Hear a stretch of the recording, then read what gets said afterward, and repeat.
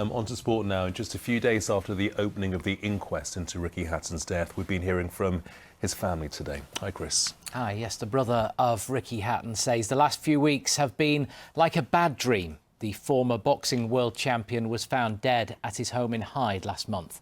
Last week, a coroner ruled the 46-year-old had taken his own life.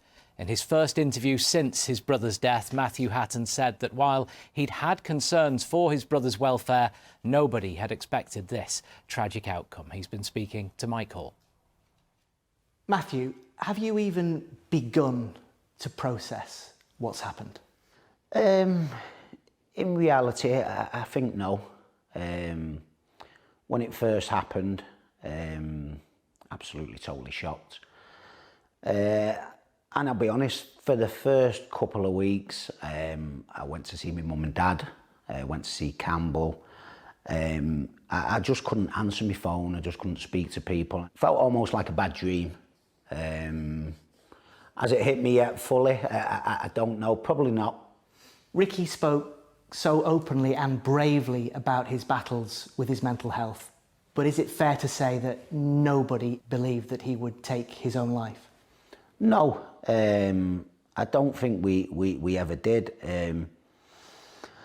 I'll be honest, I've always worried about, I spoke with my partner Jenna all the time, and we did worry a lot about Richard. Obviously do a lot of interviews and stuff like that, and I'd listen, and I was never really convinced sometimes by what he was saying. A lot of the time he was speaking about with things that happened years ago, and he didn't really seem to have a purpose now or a vision for the future, and that always worried me. But genuinely this year he's the best he's ever been, and by a long way, because he's had his problems since he stopped boxing. He's had his issues, they've been well documented, but this year was undoubtedly the best I've ever seen him. It really was a shock, and we didn't expect that at all. Did he ever reach out to you? No, not really. He's very hard. He was always so busy. He was here, there, everywhere. So no, he didn't. I know he was speaking to people, professionals, on a regular basis, and that made me a little bit easier about the whole thing with my thoughts with that. But no, he didn't. The family have been left with a lot of unanswered questions. How do you make peace with that and try to move forwards? A few things that make me feel better. Rick loved being around people. He loved being in the limelight, and he lived his life the way he lived it. You know, he didn't get ill. He didn't experience illness.